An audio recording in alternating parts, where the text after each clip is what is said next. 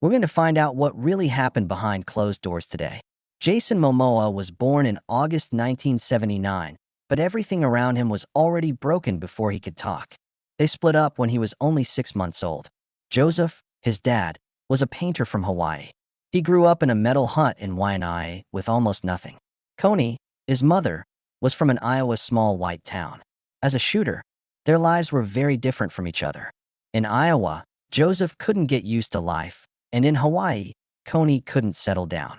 When they split up, Jason moved to Iowa to live with his mother, which was a long way from the ocean his dad loved. That split up never got better. Joseph came to see them sometimes, but not often. He grew up asking why his dad always seemed so far away, even when he was around. It was hard to grow up in Norwalk, Iowa. Jason had a different look. The kids kept telling him that his skin was darker and his face looked more Hawaiian. His class had only about 100 people, and he was one of the few who wasn't white. His face, his shoes, and even his hobbies got him in trouble. Things like skateboarding and rock climbing weren't allowed where he lived. Kiddies crammed him into bins. Others said he was crazy. He tried to connect with his Hawaiian side when he went back to Hawaii for the summer, but they turned him down and called him haole, which means outsider. He didn't feel like he belonged anywhere. He wasn't fully a part of either world because he was stuck between them. At age 16, he finished from high school in 1997. However, something was not quite right even then. Back then, he played soccer with a boy from town named Brandon Ruth. It was a secret at the time, but one day they would both play superheroes. Brock played Superman and Jason played Aquaman. But that year, their high school team never even made it to the state championship. Strange that two boys from the same small town would become famous all over the world after being missed on the field. Jason wants to be a marine scientist when he grows up. Despite still being in high school, he took college-level biology classes and loved the ocean. He began at a nearby college in Iowa and then moved on to the University of Hawaii. Years later, in 1998, everything changed. When a fashion designer saw him, he was 19 and worked part-time in a surf shop. His dreams of becoming a scientist ended after that meeting. Jason got Hawaii's Model of the Year 1999 award and even walked for Louis Vuitton in less than a year. He later said something shocking, though. All of it was made up. At the audition, he lied to get recognized by saying that he had worked as a model for well-known brands. Although not true, it did the trick. He heard on the radio that same year about an audition for Baywatch, Hawaii. It was attended by over 1,300 people. It took Jason 7 hours to get a chance. He had never been an actor before and no resume. It was just that made-up modeling story and a lot of worrying. There was something about him that stood out. His name was called out. Without warning, he went from folding t-shirts in a surf shop to playing a lifeguard on TV.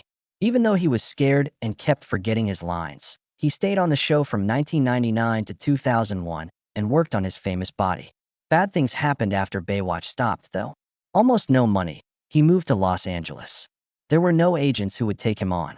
During 3 or 4 years, he was unable to secure decent employment. He slept on friends' houses and worked as a waiter in Colorado while his bills piled up.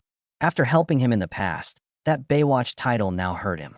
People did not believe him. He tried to get things going again in 2003 by appearing in Baywatch and Hawaiian Wedding. Seriously, it failed horribly. Others didn't like it. He was completely crushed. Because of that failure, he wanted to give up acting for good and study animal biology again. According to Jason, he hit rock bottom between 2001 and 2004. He was almost broke and owed a lot of money. He couldn't even pay his Topanga Canyon house bills.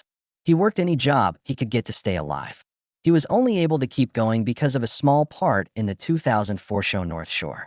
That was the first time in years he really thought he had a chance. Nevertheless, even that was risky.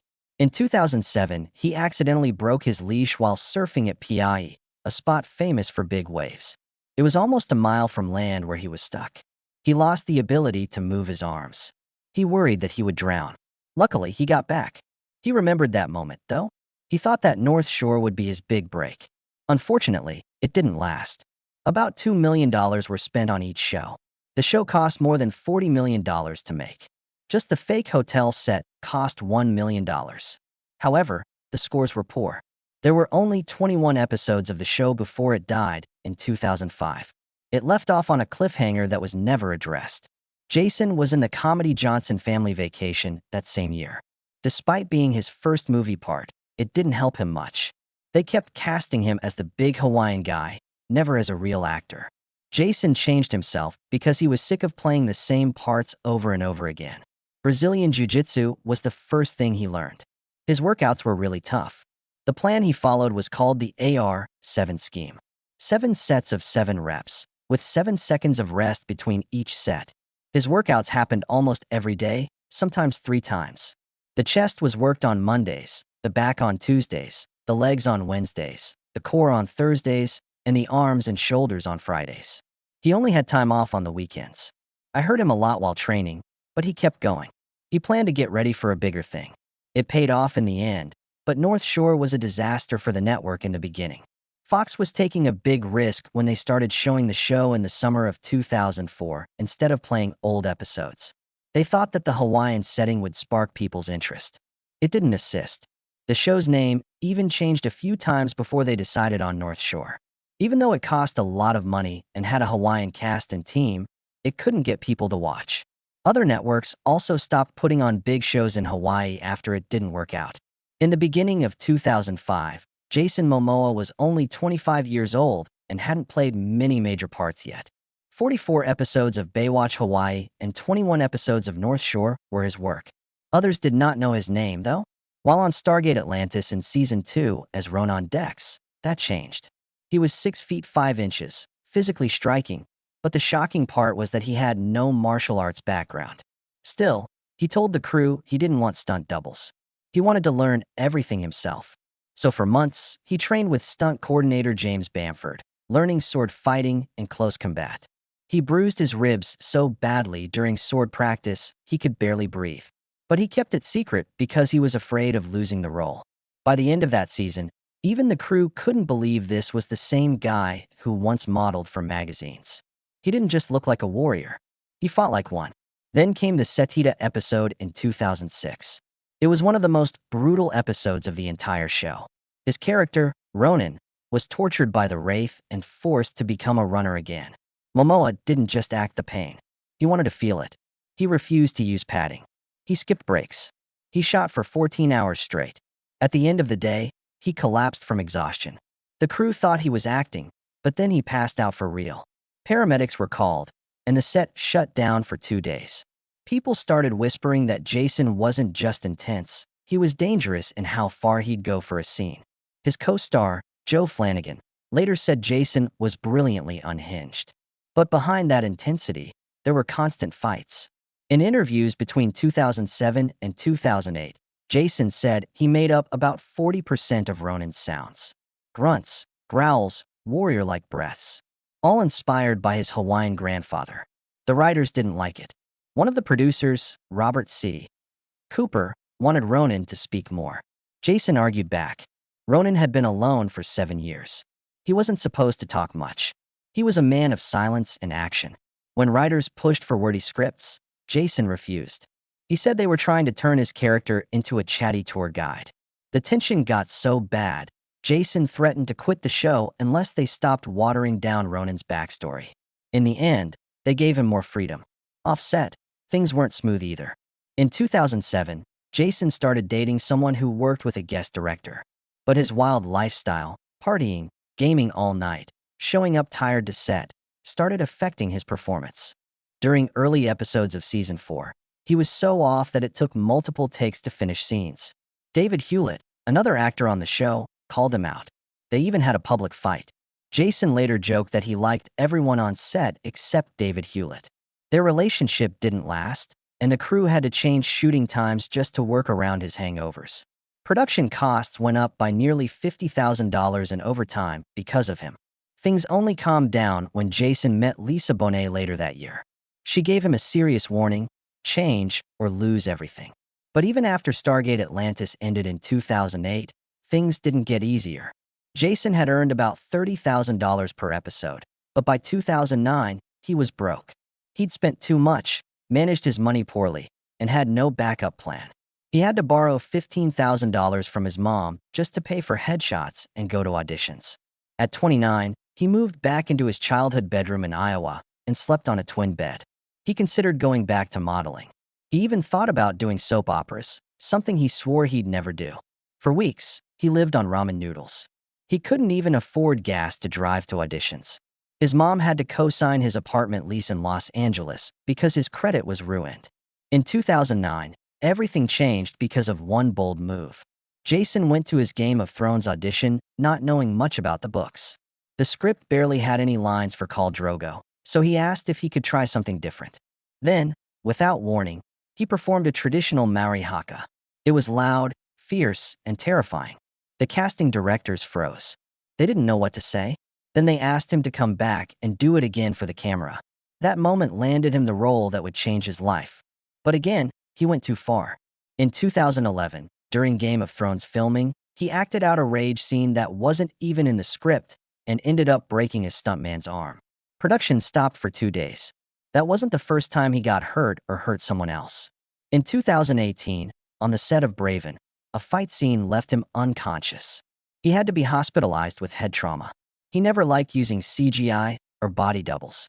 He wanted everything real, and that meant getting hurt. That same year, during Comic-Con in 2011, he made a joke that would follow him for years. On a panel, he said he liked working on Game of Thrones because he got to rape beautiful women. The crowd laughed, but his castmates were visibly uncomfortable. Years later, in 2017, that clip resurfaced during the Weinstein scandal. Jason was in Australia when it blew up. He woke up to thousands of angry messages. He posted a public apology right away, saying he was ashamed. He said those jokes hurt people close to him too. The backlash was so strong that he started therapy to better understand what his role represented and how to separate performance from real pain. That same year, filming Drogo's death scene nearly broke him. The scene took 12 hours to shoot. The makeup was so realistic that Emilia Clarke actually threw up. One crew member fainted. The heat, the prosthetics, the emotional pressure, it all weighed on Jason. When filming ended, he cried for hours. He wasn't just letting go of a character. He was letting go of a version of himself that had been through hell. After Game of Thrones, fame hit hard, but not in the way he expected. People started showing up at his house. Some thought he was really Drogo. He had nightmares, violent ones, where he couldn't tell if he was still that warlord. He called them PTSD dreams. And yet, at the same time, he was still broke. He couldn't afford to fly home to Hawaii, so he and a friend rented a U-Haul van and drove around Ireland looking for the best Guinness. People thought he was living the dream, but he was broke, tired, and mentally drained. Then in 2011, he took another huge risk. He bulked up to 240 pounds to play Conan the Barbarian. It took 6 weeks of brutal training, but the movie flopped. It made just $63.3 million against a $90 million budget. Critics gave it 30% on Rotten Tomatoes. Jason called it a big pile of shit. During those 5 months of filming, he was bleeding almost every day. His hands, arms, legs always cut up. He refused to use doubles. He wanted it to feel real, but all it gave him was disappointment and more debt. In 2014, fed up with Hollywood, Jason made his own film. He directed Road to Paloma and paid for it himself, $600,000. He borrowed the first $100,000 on a risky loan. He used his personal motorcycle. He asked his friends to help. He even got music from the Rolling Stones. The film barely broke even, making just $937,000. But it was deeply personal. It was about grief, identity, and freedom, and it helped him process a lot of the pain he'd carried for years. Later that year, he starred in The Red Road, playing a Native American character. But the show sparked protests. Real tribes said it misrepresented them. Even though Jason was part Native Hawaiian and Pawnee, activists said the show didn't consult real Ramapo members. He defended himself, but the backlash grew. The show was canceled after 2 seasons. By 2013, he was so broke again that he lived in a van. Not because it was cool, but because he had no choice. He told a magazine, "We're starving after Game of Thrones. I had babies and no money." While Lisa Bonet and their kids stayed in LA, Jason lived on the road. He said it helped him escape the pressure. But really, it was survival. Then in 2014, he got an unexpected audition. It was for Batman in Batman v Superman. He didn't think he had a shot. He played the scene like Batman had died, and someone else picked up the suit. It was gritty, raw, and strange. Zack Snyder liked it. But instead of Batman, he offered Jason something else, Aquaman. Jason was shocked. A brown Aquaman, long hair, tattoos, orange shirt. But Snyder had a vision, and Jason said yes. Filming Justice League in 2017 was chaos. Zack Snyder stepped away after a family tragedy. Joss Whedon came in and rewrote most of the film. They only kept about 10% of the original footage. Jason said the reshoots felt totally different. The movie underperformed, making $657 million on a $300 million budget. But fans weren't done. In 2021, HBO Max released Zack Snyder's original 4-hour version. Jason didn't film anything new for it. All his scenes were already shot. He was stunned people didn't realize those parts had always existed. That cut became the 4th most streamed movie on HBO Max. Then came Aquaman in 2018. It shocked everyone by making $152 billion worldwide. But behind the scenes, Jason and Amber Heard reportedly didn't get along. During Heard's 2023 trial, she claimed Jason came to set drunk and dressed like Johnny Depp. Warner Brothers denied it. They said Jason was professional. But the tension was real. By 2023, Aquaman and the Lost Kingdom was a mess. The film had delays, reshoots, and cost $15 million. Cameos were added, then removed. 6 companies worked on its visual effects, but it only made $440 million, less than half the original. For Jason, it was another reminder that success never comes easy. Jason Momoa had no idea what was coming when he took the role of Duncan Idaho in Dune. It was 2021 and the team was shooting in the Wadi Rum Desert in Jordan, a place so dry and vast they called it the Valley of the Moon. The heat reached 120 degrees. It got so bad that the crew could only shoot for 2 hours in the morning and 2 hours at night. Momoa had to run full speed through sandstorms while wearing layers of clothes. He later said it was one of the hardest things he had ever done. Just to survive the day, they had air-conditioned tents on set through July and August. Director Denis Villeneuve didn't want fake backdrops. He wanted the cast to feel the endless desert. And Momoa did. He would sneak away on his lunch break and record personal videos of the sand, the sky, and the wind, just to remember it all. 2 years later, in 2023, Momoa stunned everyone again. During Fast X, he was playing Dante, the villain. And during a high-speed chase scene in Rome, he decided to do the motorcycle stunts himself. No helmet. No green screen. Just Momoa flying through Rome's old streets on wet cobblestones that were so slippery they felt like ice. Producers were watching the footage and praising the stunt double. Then someone told them it wasn't a double. It was Jason. He didn't tell anyone. He just did it. Later, he admitted it was risky. If he got hurt, the whole movie would stop and it would cost millions. But he wanted the character to feel real.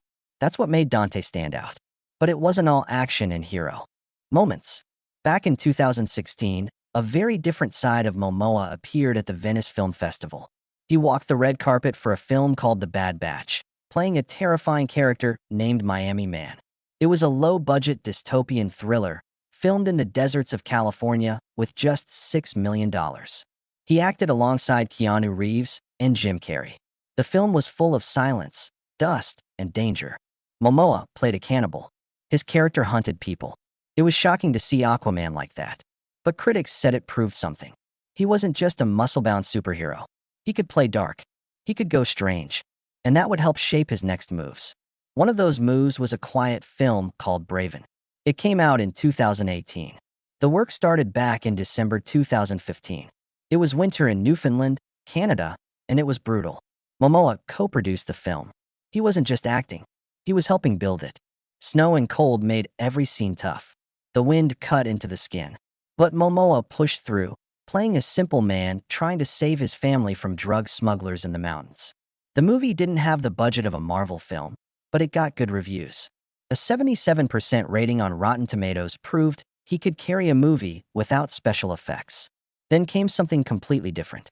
In 2019, he lent his voice to the Lego Movie 2. It was Aquaman again, but this time he was a blocky cartoon, joking around and riding Batman like a surfboard. He even yelled his famous line, "My man from Justice League." People laughed, and that was the point.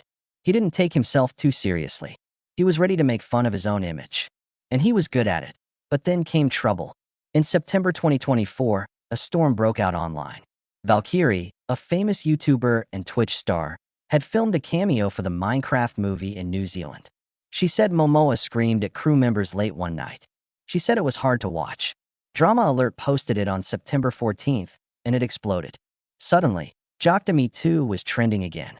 People were angry. And then came a twist. When the movie came out in 2025, Valkyrie's cameo was gone. Not shortened, gone. Some insiders whispered that her role was cut as punishment. At the same time, Momoa was pouring himself into something he had been dreaming of for years. Chief of War, a series for Apple TV Plus with a massive $340 million budget. It was about Hawaii's unification in the 1700s.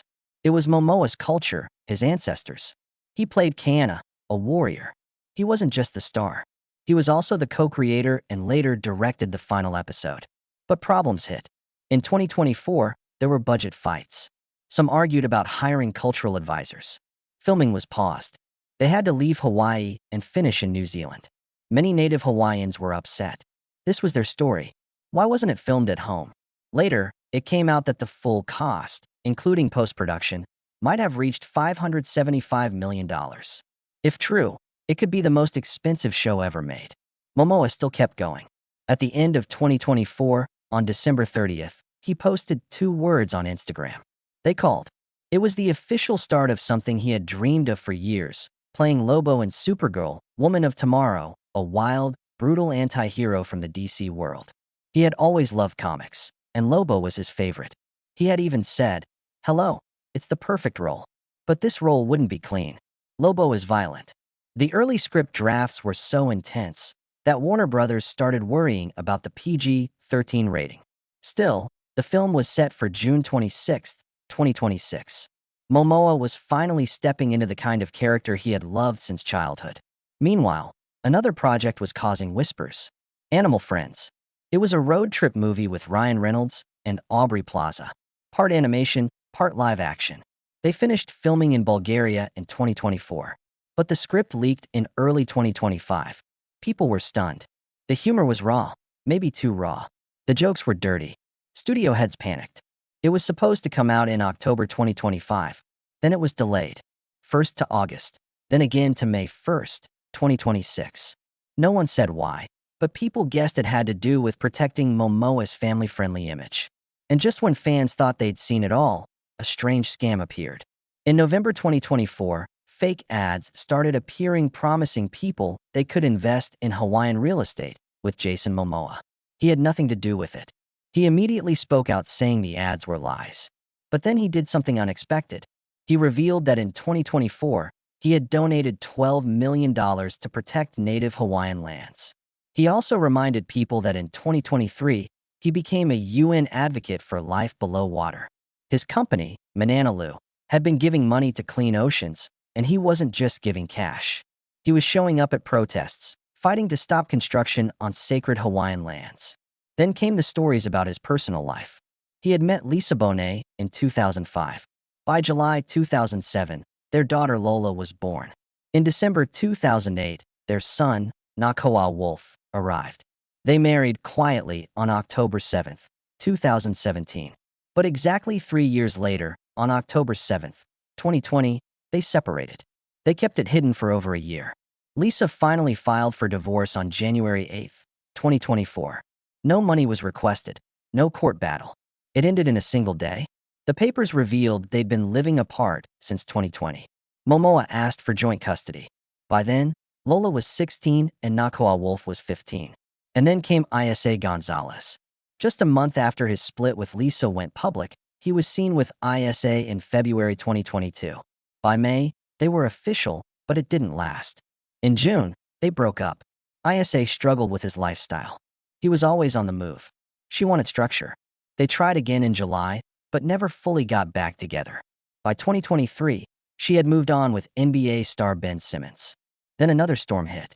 People found out Jason Momoa was living in a van, a luxury van worth $750,000, but still a van. Despite his $40 million net worth, he said he was houseless. Fans were divided. Some admired him. Others called it performative. The van had a shower, kitchen, everything. He parked it near his old house. He said it was about being close to nature. Some called it hypocrisy. Others said it was his way of returning to his roots. Years ago, before fame, he lived in a small van in Ireland while filming. But darker news was waiting. In 2023, therapist notes surfaced during the Aquaman 2 controversy. Dr. Don Hughes had written that Jason showed up drunk, acted like Johnny Depp, and even wanted Amber Heard fired. The dates matched the 2021 filming schedule. The accusations were serious. Around the same time, Valkyrie's story about him yelling at the Minecraft crew came back into focus. Warner Brothers denied everything. They said Jason was always professional, but people remembered something else, too.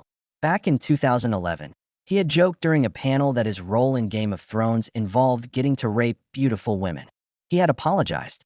But now, those words were back in the headlines.